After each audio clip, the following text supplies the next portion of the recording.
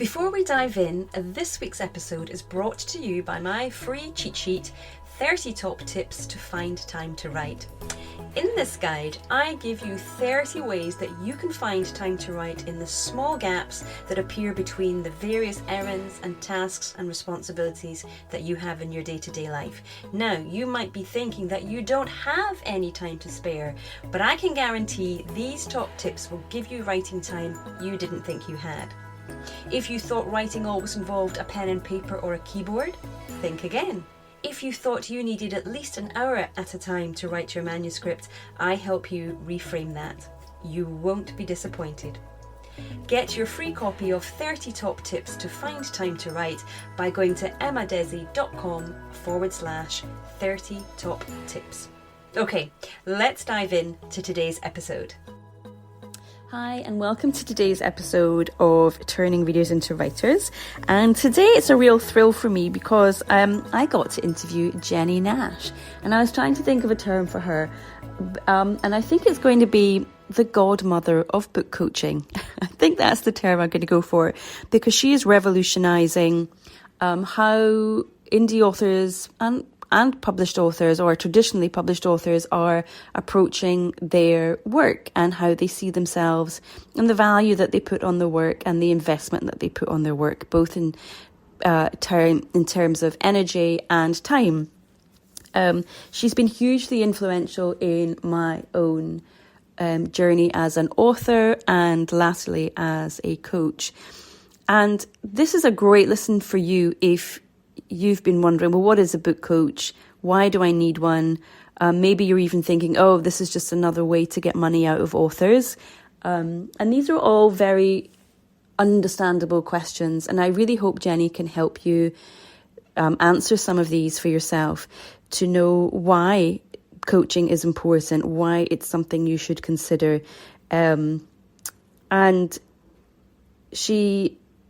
she's just so knowledgeable, not just as a coach, but also as an author and a publisher, because she has written and published many books herself. She's worked within the publishing industry. She's seen what it takes to get a book, not just out in the world, but for it to do well, which is what I want for all of you. I want your books to get finished. I want you to put your books out into the world. I want you to do well, and I'm sure you do too. So this is such an interesting conversation. She's so knowledgeable. She really puts to rest some of the queries I've had about book coaching as well as I've gone along, and I hope she'll do the same for you. So take a listen. Well, Jennie, thank you so much for joining me here today. I'm really thrilled to speak to you. It's great to have you here. Thank you for having me. I'm happy to be here. Now, I wondered, would you mind telling us just a little bit about your journey to writing your own books? Because I know that you've obviously been coaching for a while and you've worked in the publishing industry, but I'd love to know your journey to writing your own books. So I always wanted to be a writer, all the way back to fourth grade. My father was a writer. He was an academic, and he used to sit in the study at the far end of the house, and he had this beautiful green Olivetti typewriter, and I just loved the sound of that typewriter. And I used to sit outside of his office and listen to him type, and I knew even at a very young age what he was doing. I knew that he was making books and that those books were going to go into the world and people were going to read them. And I just loved the whole idea of it. So I have been attracted to books and publishing and writing for forever. And always set that as my course through college when I majored in English. And then when I went after college, my first job was at Random House in New York City, where I worked for a fiction and a nonfiction editor as an editorial assistant. So my path was always quite clear that that's where I was headed. And I was very lucky in that I published my first book at a very young age as well. I was 25, and I had been working at that time at a magazine, a city magazine in New York City. And I wrote an article, well, it was an essay, a short essay for that magazine. And we had a lot of brilliant writers on our staff, and one of the agents of one of those writers asked if I wanted to turn that idea into a book. It was about getting married. And I did that, and I sold that book to Crown Publishers, and my journey took off. And since that time, I've written 11 books in 3 genres. So I've published fiction with Big Five publisher, memoir with Big Five publishers, and then I have self-published my own books for writers in recent years. So I've been on many different sides of the publishing equation over the years. Wow, I didn't realize you'd written so many books. I see, yes, you do. You have vast experience then, not just as the coach and on the publishing side, but wow, everything that comes with being the creator as well. Yeah, and it's interesting. People often ask me, because Author Accelerator, which is the company that I formed about 10 years ago to train and certify book coaches, people often ask me if I miss writing, because I'm running this company now and that's how I spend my time. And it's funny because I really don't. I find that the business aspect of what I'm doing is very creative in a similar way to writing. And I find that connection exciting because as I'm teaching other people, other creative people, how to start and run their own businesses, there's so much overlap to anybody who has written a book or had a creative life. And I think many times in the world, we're led to believe that those are two really different things, the business part and the creative part. And my experience is that they're very similar. Ah, okay, that's quite interesting because certainly in my own experience, yeah, in my own mind, I do separate the two. So, even to how I set up my day. So the morning would be the creative time, and then the afternoon would be the business time, the admin time. So yeah, in my mind, certainly I do separate them. So that's really interesting that you don't, that they're sort of part and parcel of the same big goal. Well, sure. I mean, here's a perfect example. I recently had to scrap a program that I had spent quite a long time developing. It was going to be an intensive program for fiction writers, and I probably spent a year designing the curriculum for this program, figuring out exactly how it was going to go and the assets that we needed to serve the writers, and the team that I had working with me on it. We really spent a great deal of time and effort and energy on it. And due to a wide variety of factors, we had to not go forward with it. And it was such a crushing blow, and I felt sad and I doubted myself and all those things. And that's exactly the same thing that a writer feels when they've written a 300-page draft of something that then they realize has a fatal flaw, and that they really have to start all over to make it right or to make it work. Or I've also coached many writers through the process of making a decision that a book that they have drafted in that way is not actually the book that they want to write, and that they need to let that book go. And those two experiences are identical. It's about dreaming of something, envisioning something, creating something, putting your time and faith into something, that doesn't exist. You're making something up from zero, and then having it not come to fruition. And the best writers don't take those experiences and stop writing. They take those experiences and they write the next thing. I just heard a story, and I can't remember where I heard it, but I heard a story about the writer Margaret Atwood, who was writing something that was really frustrating her and she was really struggling with. And that was the project just before she wrote The Handmaid's Tale. And apparently she made a decision to scrap that other project and do this other story instead, The Handmaid's Tale, which has become, just a classic book of our time. Mm. And I love that story. And it goes to this point that I'm making, that rising and falling of success and failure, and the not really knowing what's going to work, and the faith that you have to have in yourself, and the commitment it's exactly the same of creating a book or writing a book and running a business. And so I love that they're not separate in my mind. I'm so glad that you sort of mentioned that story about Margaret Atwood, and how some stories don't always work out the way that we do, and it might not be the story that we put out into the world, but we have to take that and use that experience to fuel us going forward.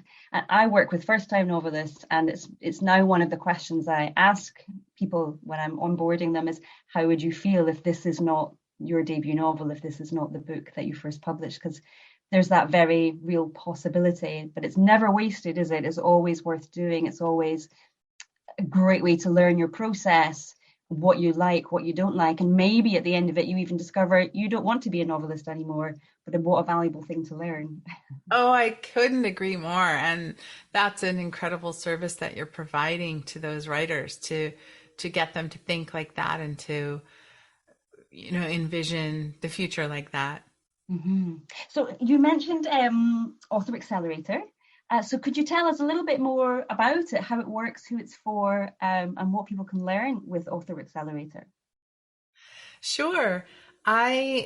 I began at a certain point in my career to teach writing. I worked at the UCLA Writers Program, which is the adult education arm of the UCLA extension program. And I taught in that program for about 12 years. And I found the teaching of writing in that setting to be extremely frustrating. The classes would have anywhere from 15 to sometimes 30 writers. And what those writers really wanted, no matter what the course was, it could be a beginning course or a craft course, or it could be an intensive studio kind of workshop. But what the students always want is eyes on their words. They want to know if their words are working, if their pages are working. And the idea that other students or peers would be able to give them that, I think, is really flawed, because oftentimes those other students are struggling themselves to figure out how to do this work, and to figure out what is effective and what is not. And what the students wanted was me. They wanted my eyes and my time, and there is just no way to give it to them. Mm-hmm. And so I found it frustrating. They were frustrated. I was frustrated. I mean, there was also a lot of joy involved in teaching writing. I loved it. And usually students love being in class. So my critique goes along with the fact that I also love that setting, but it was just terribly frustrating. And I was thinking a lot about, how could this be different? How could this be better? How could we give writers what they really need? And the only answer that I could come up with was one-on-one coaching, where the writers really getting a professional perspective all the time on their work while they're writing. And I had the opportunity to test out my theory when an incredible thing happened, which is one of my colleagues at UCLA asked if I would coach her on a book from zero. And she was a brilliant story analyst, but she had never written a book her own self, and she wanted to write about writing a novel. Mm-hmm. So I designed a process and a system to help her start from nothing and go all the way through. And it was just an incredible experience. I just came alive in that experience. And for me, all of the talents that I had, I was able to bring to bear on it. And for the writer, she ended up with a 2-book deal at an imprint of Random House, 10 Speed. And that writer was Lisa Cron. And the book was Wired for Story, and then her follow-up book, Story Genius, which are beloved books in the writing community now. And it launched, it launched a whole new career for Lisa, being a speaker and a coach her own self. And then that's what launched me to realize that I was a better book coach than I was ever going to be a writer. I did very well as a writer, but I was a mid-list writer. I was not able to break out and earn a living as a writer. And the work of being a book coach just lit me up. And so from there, I quickly developed quite a busy business and a waiting list, and grew my book coaching business very quickly. And at a certain point, I realized that I could teach other people how to do this. And that's when I started Author Accelerator. So that was a long story. I'll stop and before I continue, to see if you have any questions. Well, first of all, just to say what an amazing kind of bolt out the gate there, that your first student is Lisa Cron and gets a 2-book deal, and not just gets a 2-book deal, but that the books are so successful as well. So what a wonderful start. And that really must have bolstered your confidence in your process and in your method and your ability to coach. And so you put together your blueprint method. And I know that you've got one for both for fiction and for non-fiction. And are they the same method, or are there any sort of tweaks to the different methods for the different type of books that people are writing? Yeah, the blueprint method for fiction and nonfiction are very similar, and they share a fundamental philosophy, which is, I believe that almost every writer can benefit from laying down the foundation of their book before they start to write.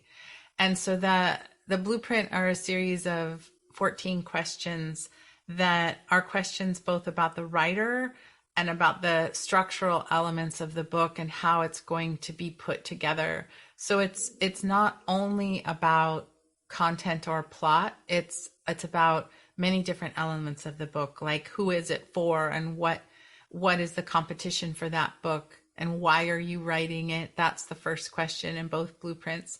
So both blueprints share the 14 steps. They deviate in certain steps in the middle, where a nonfiction writer is going to have to focus much more on the competition and the marketplace and what their ideal reader wants. And the fiction writer is going to focus more on their protagonist and character and plot, and making sure those elements are strong. But they both the blueprints end with a sketch of the entire book. On the fiction side, it's called the inside outline, and on the nonfiction side, it's called the outcome outline. And although they have a slightly different form, they perform exactly the same function, which is creating a small model of the book so that you can, I always say, you can just hold it in your hands. You can look at it. It's reduced down to its essence, and you can turn it around and look at every angle of it and make sure that it's the book that you want to write, and it's the book that's going to be effective. And that's the process that I saw over and over and over again that writers missed. And so the blueprint was designed to help them do the work that I felt that they should do before they start to write. And I just want to clarify, when I said almost every writer needs this, what I mean by that is that if somebody is writing books and doing well, and by doing well, I mean their books are doing what they want them to do. They're functioning in the marketplace the way they want them to function, and they're reaching the goals that they want to reach, and whatever method they have or process they have to get there, they should keep using that, right? The blueprint is really designed for people who either are beginning and want a framework for figuring out what to do, or who are frustrated and not making the progress that they want to make. And so, two things there. So I like that you've said that, if writers, if the way writers are writing is working for them or they're happy with it, that could be any means, I guess. It's not just about securing a big deal or making big money. It's about being happy with the work that you're putting out and feeling that you're doing the best that you can or as well as you want to. Do you mean that, or do you mean people who are getting book deals, who are making money with their books? Well, it's Or an excellent question. I love that question because the first thing you have to know is why you're writing the book and what you want out of it. And a lot of times people don't do that deep thinking, and they may think that they want a big book deal and to be out in the world marketing their book, but they might actually really dislike public speaking or meeting writers in person or engaging on social media, and it's a thing they actually don't want. Or they might want to write a book to satisfy their own curiosity or their own sense of competition for themselves, and never want to show it to anybody else. They might want to write a book to self-publish. On the nonfiction side, we see that a lot, where somebody wants to just have a book for their clients or their customers, and they don't care if their book is in the airport in Amsterdam. So the different goals that people have, we forget that there are so many different kinds of books, and there's so many different ways to succeed with them, and everybody doesn't really want the same thing. And if they do want that thing, and that by that thing I mean, I want let's say you're writing a novel, I want to get a big 5 book deal, and I want to get a movie deal, and I want to quit my day job, and I want to keep writing books. Well, if you really want that, there's some very specific things you need to think about and do. And there are some very specific ways that are likely to work more for that than others. And, you really have to face that desire. Whereas if you just have one book in your heart and you want to put it on the page in the best way that you know how, and be proud of what you've written, and you don't actually care what happens to it in the marketplace, or you just want it to be read, you don't care how many people read it, that path is going to look very, very different. And so it's understanding your own motivations, your own goals, owning your own desire. If you do desire to make money or to be a commercial success, to not be afraid to say that. And so understanding your own goals is a critical foundational question that the blueprint does address. And when I'm coaching writers, and when I'm coaching coaches to coach writers, it's a thing that I talk about all the time, is know what the writer wants. It's so I find that question so funny on many levels. What is it you want for your writing? How do you envisage your future as a writer? Because I think a lot of us, and I'll include myself in this, have this vague notion of having your book in the big bookstores and what that would look like. But actually the reality of the nuts and bolts of it, when I kind of dig down with people and ask, what does that vision look like on a day-to-day basis? Or, do you want to do those book tours? Or are you more introverted and you just want to be in your office and writing, and that's where the joy comes from? There is that fear, I think, in people, and that almost kind of feeling, how dare I have the goal to actually really want to have commercial success with my books and really have a financially, even to dare to dream for that, especially with women. I think to dare to dream to have that financial achievement is scary for a lot of writers, because they're so, especially with the ones I work at, who are at the beginning of their career, it feels such an enormous task just to write the first draft, just to get to the end of that first draft, that kind of looking at that bigger picture seems to frighten them. I don't know if you've had that experience with the people that you've spoken to, and that's one of the reasons that you really make sure that you ask that question. Well, it is in fact the entire reason that I do what I do. So I firmly believe that too many people don't face that desire of what they want from their book, and they push it down, and they sort of bury it and sort of hide behind it, and it creates this very warped mindset in the writer. And that warped mindset is they're kind of crossing their fingers behind their back. They're squeezing their fingers crossed behind their back, thinking, I want to be brilliant. I want to write this book and have somebody pick me. I want to have, it's like Cinderella. I want to be plucked out of the pile by an agent and given a big book deal and transformed into this famous writer that people buy my books and listen to me, and they're sort of wishing for that, but they're not actually saying it out loud or confronting it or considering what would need to be done to make that happen. And so it becomes a double-edged sword. I think that mindset is incredibly dangerous and damaging to the confidence of the person, because they're giving away their power. They're basically not having agency over their own process. And the wishful thinking leads to all kinds of misguided thoughts about how writers are paid, what they should expect. There's a lot of disappointed writers who get big book deals and are shocked by what their publisher doesn't do for them, because they were thinking, all I have to do is get this book deal and everything will be, done for me. Mm-hmm. And the opposite mindset to that is exactly what I am in the business of teaching, which is, okay, what if you confront the fact that you do want to be a commercially successful writer? And what if, like your clients, like you describe your clients, you've never written a book before, you've never done this before, but you really have the hope that you could do it in such a way that people will pay you and that you will make a career out of it. Well, if that's your intention, you need to think about, how long does it take to learn how to write a novel that other people want to read? It might take me a year to write a draft. It might take me another year to revise that draft.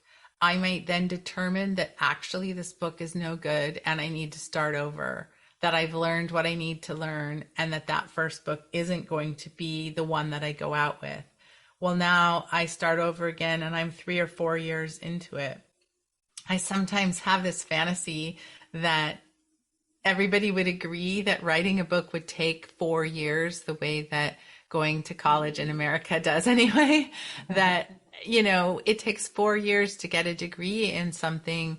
Why shouldn't it take 4 years to learn how to write a novel and to put yourself through that? And nobody wants to hear that, right? Nobody wants to hear that they might have to spend that long. What they want is that kind of magical thinking of, and I have had this thought my own self. It's the reason that I can describe it so well.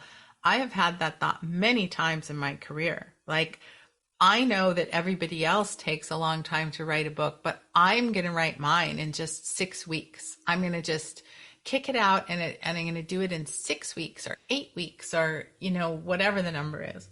Mm-hmm. And I know that other people have to struggle in the marketplace or to find an agent or to get a book deal, but mine is going to be different. I'm going to be, special. They're going to see that I'm something different and I'm not going to have to do what everybody else does. And that magical thinking is what gets in the way of so many people. Mm-hmm. So what I suggest for people at the very beginning is to have reasonable expectations. And this goes back to what we were talking about at the beginning, the similarities between writing a book and running a business. If you were to run business, if you were to talk to anybody, and it could be any business, let's say that it's you want to open a flower store, or you want to make some sort of product that you want to bring to market, let's say for moms of toddlers. If you're going to do one of those projects, you're going to have to invest. Let's take the flower store. You're going to have to rent a space. You're going to have to learn how to get the freshest flowers on a consistent basis. You're going to have to figure out what your clients want. You're probably going to have to throw away a lot of flowers that die. There's so many things that you're going to have to learn and figure out and invest in order to make that business a success. Mm-hmm. If you're making a product for a mom of a toddler, you're going to have to get prototypes made. You're going to have to figure out how, let's say it's a food product, you're going to have to figure out safety issues and what are the licenses you need, and can you ship across state lines, and over and over and over, you're going to have to solve these problems and invest in yourself and figure it out in order to make that business work. And I think it's just peculiar that writers think that they would be any different. And we're not different. We're creating a product that we want people to buy. And yes, it's a product that comes from our heads and our hearts. And it's something, if it's a novel, it's something you spun out of thin air, and it's the work of your soul, and all of those things are true, but it's also something you want strangers to buy if that's your goal. And to spend their money on. And so my entire business is built on realizing that people need to understand those elements of writing. Mm-hmm, mm-hmm. I can absolutely vouch for that. I'm working with a coach myself, and it's been so beneficial. Just what I've learned from working with her, what she's taught me to sort of look out for and recognize patterns in my own writing, recognize what's good and what's working, which is wonderful, but then also to kind of recognize that not everything is rubbish and bad, but actually there are just some things that need tweaking and need working on, but I can do it. And it's right. Not of the realm of my limits. And I think that is one of the wonderful things that a coach can offer, and it can sort of speed up the whole process, if you like, it's like an accelerated learning. Perhaps what you might learn in 4 years on a course at a university or a college, you're getting in real time in 12 months as you're writing your novel. It's been wonderful, and I really recommend it for anybody. One thing I did want to ask you about, though, is what your response is, because people, it's an investment hiring a coach. There's no doubt about it.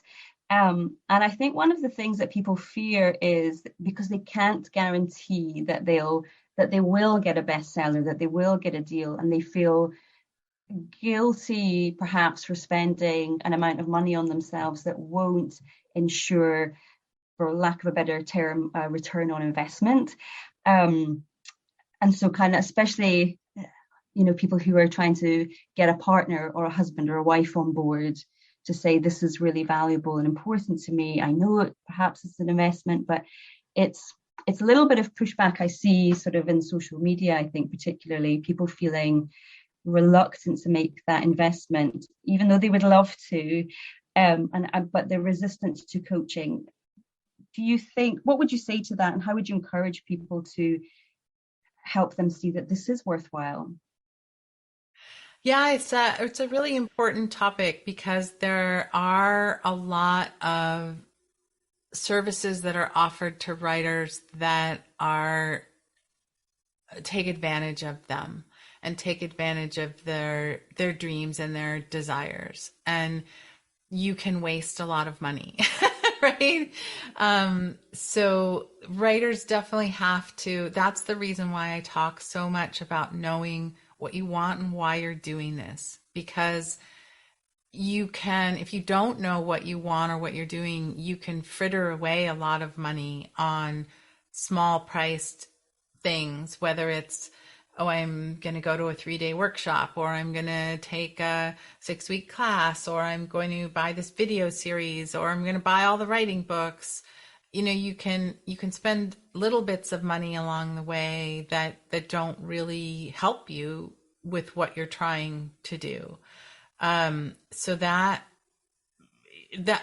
just one way of looking at it. But the idea of investing in yourself and investing in something that has no guarantee, the thing that, again, I find peculiar is that we humans do that all the time in so many different ways, in so many different other realms. I once had a client who said, I'm hiring a book coach because my husband has hired a bicycle coach. And the bicycle coach was helping the husband train and become a better rider. And the husband was going to enter some local races, but he had no intention of becoming a professional cyclist. He had no hope ever of earning money from his cycling. And so this client said, you're doing that for yourself. I'm going to hire a writing coach. And that kind of attitude, I think, is correct, because we hire. I just went, for example, on a holiday, went on a 2-week vacation. I spent a huge amount of money on this vacation, right? And it was wonderful, and I loved it, and I was happy to spend that money, but I'm not going to get anything back for it.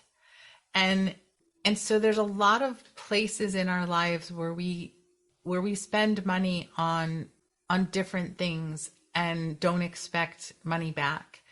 And for some reason, in the realm of writing, people get very upset at the idea of spending money if you have no guarantee of getting it back.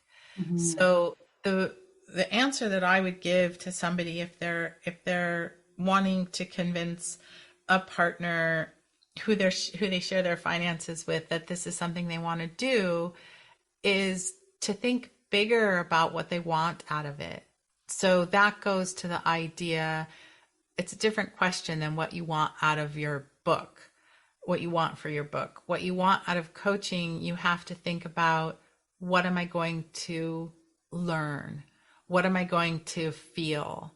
You talked about working with a coach it makes you feel less alone in a undertaking that is incredibly isolating. It keeps you accountable so that you're likely to finish the project and finish stronger. It brings you a sense of confidence because you're not just writing into a black hole. Somebody is giving you feedback, helping you see what you're doing well, helping you see what you can learn. You're building skill. So those were 4 things we talked about. Being less lonely, being held accountable, feeling a sense of confidence, and building skill. Well, those are 4 things a lot of people would be happy to pay for if you looked at them like that. Whereas if you look at them like, are you going to make money back on that book? I mean, the answer is probably not. Most writers don't make money back on their books. And that's why I was saying before, if your goal is, I want this to be my job and I want to write commercially viable books and I want a sustainable career that's going to last a long time, you're going to probably choose a different kind of writing than if you just want to bring that one book to life. So that's why I am so adamant about knowing your goals and knowing your why, and why it's the first question in my blueprint. But the question of whether or not to work with a coach is, I don't think the right question to ask is, what is the ROI of this? Am I going to get my money back? It is a question to ask along the way, and at a certain point, for sure. I happen to coach both fiction and nonfiction, and I teach both fiction and nonfiction. And on the nonfiction side, the ROI question is very different because writers can earn their money back, and there is usually a clear path towards doing that. But on the fiction side, it's pretty dicey. Mm-hmm. So it's really knowing what do I want out of this relationship? You know, do I want to grow as a writer? Do I want to learn how to do this thing? I mean, one of my favorite stories is a woman that came to me about, gosh, it's been maybe 4 years ago now. And she had recently retired from an illustrious career in government. She worked on Capitol Hill in Washington, D.C. for her whole career, had achieved some incredible things. And she said that she had made two decisions for her retirement. She wanted to learn how to play the cello, and she wanted to learn how to write a novel. And she came to me and asked if I would help her. And I originally said no, because unlike you, I don't typically help people who are beginner writers. That's not where my area of expertise lies. I typically help people who are driving hard for an agent and a book deal, whether they have one already and are writing subsequent books, or it's their first book. That's kind of where I land. And so I said that to this woman, that's not actually what I do. Let me put you with somebody who does do that. And she said, no, I want to learn from you. And she was so committed to the idea of learning that I said to her, okay, very similar to what you said you ask your clients, what if we work together for a year and you pay me a vast amount of money and the book is not suitable to pitch to agents and publishers? Would you be okay with that? And she said, absolutely. That is not what I want. I want to learn how to do this. So we began to work together. And that is, in fact, exactly what happened. She wrote a novel over the course of a year that was good. And we got to the end of it and I said to her, I don't think this book is ready to be pitched. I think you've done as much on it as you could possibly do. Do you agree? And she said yes. And then she said, let's start the next one. And I worked with her for more than a year on the next one. And it was incredible. She had really learned her craft. At the end of that book, we asked the same question, is this one ready to pitch and go out into the world? And we determined that it was. We sent it to one agent who, within about 5 minutes, agreed to look at it. And within about, I think it was 2 days, signed her to represent her. And this story has a sad ending. So that agent took that book out on submission to publishers, and there was an element of the book that involved Nazi Germany, and a lot of this was during I'm trying to remember exactly what the years were, but a lot of the editors who received that submission said that they didn't want to touch that topic right then. It was just not going to happen. So it wasn't about the book itself, it was about the topic. And they did not place that book, the agent did not place that book with a publisher. So now here's this writer, she's invested 2.5 years with me, paying me a lot of money, and that book didn't fly. Her response was, I'm going to write another one. And she went and dug in and is now working on her third book, her own self. But here's the best part of the story. She no longer needed me. She felt like she had learned. She felt like she had accomplished what we set out to do. And she knew what to do. She knew how to do it. She knew how to check herself. She knows at what point she's going to ask for help on the new book. And to me, that's just a perfect illustration of what working with a book coach can look like, and the benefits that it can bring. But it all started with that person knowing her intention, and her intention was, I want to learn how to do this. And it's a complex intellectual undertaking. So I'm going to get coaching to learn how to do it. And so that's an example of why somebody would spend a lot of money on a coach. Mm-hmm. And, the other thing that I would say is my pricing and my prices at this point in my career it is a huge investment for someone to make. But the coaches that I train at Author Accelerator are at all levels of running their business and offering all different kinds of price points. And you don't have to spend a lot of money to get really excellent help. There are coaches working in all different ways and all different processes and systems around writing, and you can find a coach who is a good match for what you need and for your budget. It doesn't have to break the bank. Mm-hmm. And for that reason, at Author Accelerator, we actually have a matching process where we hand match our writers with coaches. And when the writers come to us, they might say, I can only work with a coach for a short period of time. I only have a small budget, and this is what I need.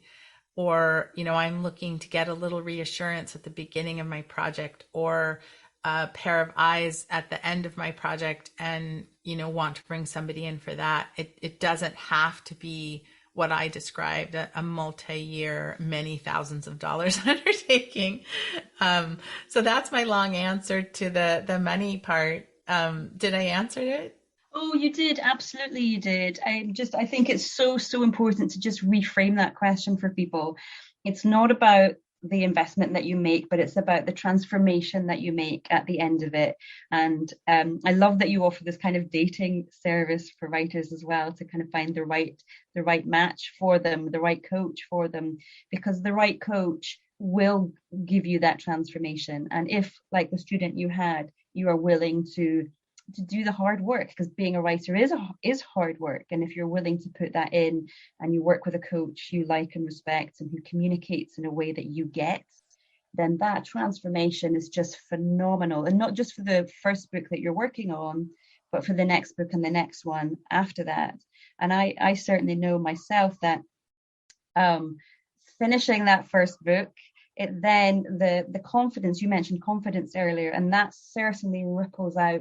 I thought it was just going to be about the book itself, but it actually then rippled out into other areas of my life, and you begin to see yourself in a new way, and you see what you're capable of. A lot of us think that we're not finishers because we've started and never finished so many projects, and then you realize, gosh, yes, I can finish this. So if I can finish this, what else can I do?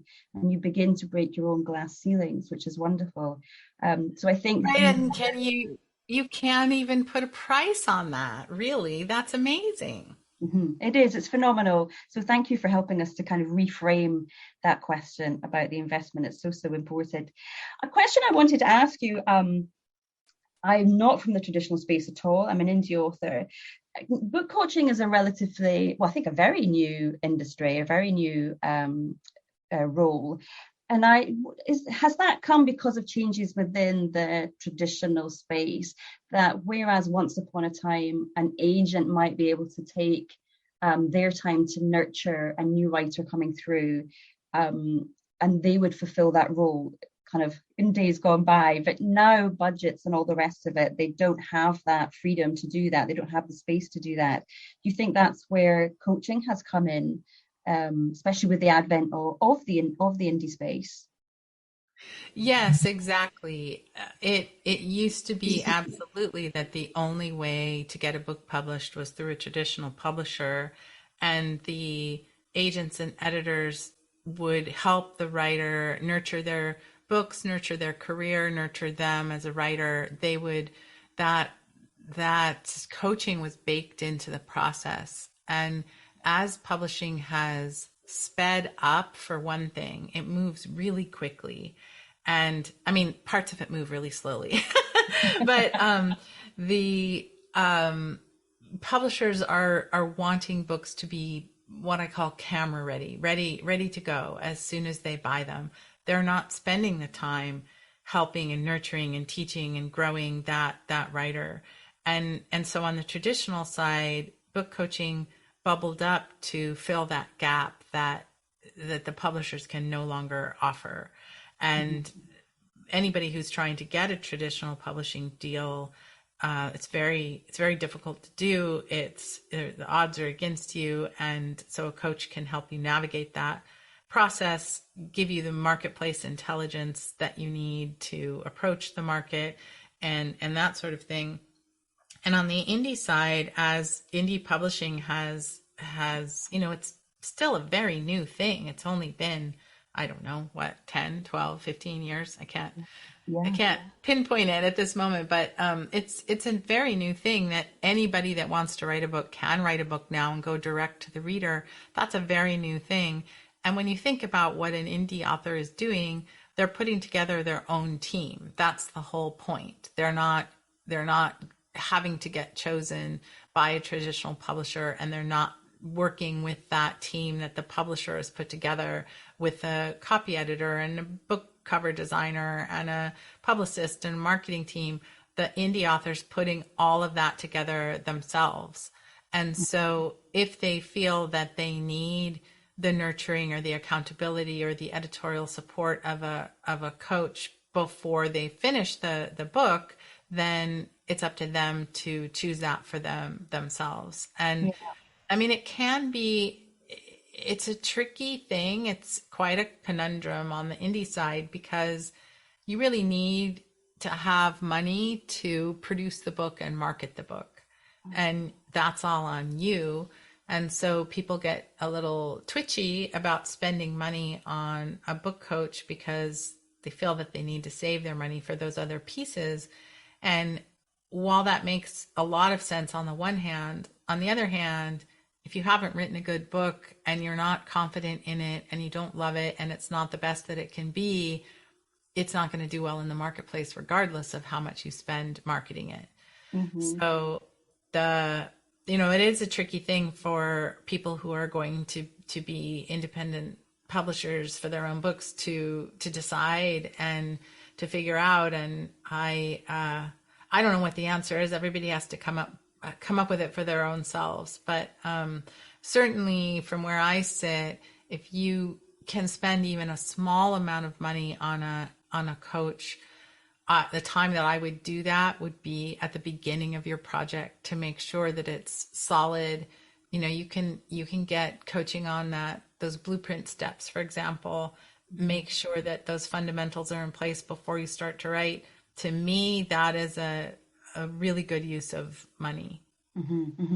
Yes, the reason I asked you that question is I really want to emphasize to people that no writer works alone, even not now, not ever. Everybody from, yes, us new indies, but then also traditionally published authors have always had a team around them. And although the actual writing is solitary, the putting together of the book and the working on the book, revising, it's a long process between that first draft and what you see in the bookshop. And nobody does it alone. You do need that team. So yeah, that's why I wanted to ask that. So I'll find a couple last few questions and then I will let you go. But I wondered what changes do you envisage sort of coming up in the publishing industry in the next, say, 5 to 10 years? It's always difficult to predict, of course, but what kind of are you noticing in your zeitgeist, and what do you think might be coming up in the next 5 to 10 years? Oh gosh, it's such a big question, right? I mean, I think that we're just going to continue to see changes in what is required of the writer, and the business aspects, the marketing aspects. I think we're going to just see more and more that responsibility is falling to the author. I see that happening all over the place, that nobody except for the very tippy top writers are getting much marketing support from their publishers. And I expect that we're going to see some changes where perhaps publishers are only publishing certain kinds of books. I mean, we're already seeing that writers who already have platforms in place and marketing in place, and perhaps more people entering through independent publishing. I mean, as I'm saying these things, I'm thinking, but wait, maybe the opposite is true. Maybe those things aren't actually true. One of the things that's interesting about the industry that we're in is that it's changing really quickly. Like a lot of industries, technology is changing.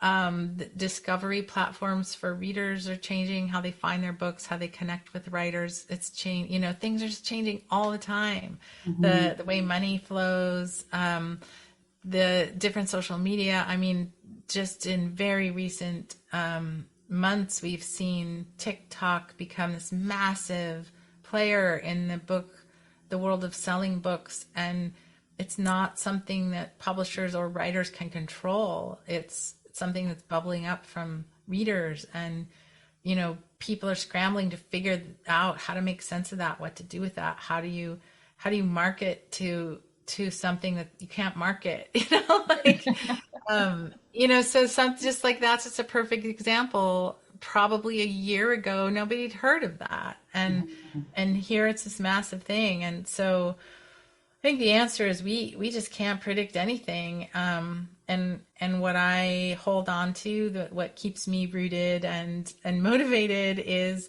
that good writing is always going to be good writing, and it's always going to be desired by readers. And we as a people love books and love story, and that's not going to change. So the devoting yourself to learning how to write well and to doing your best work, I don't think is ever going to be a mistake.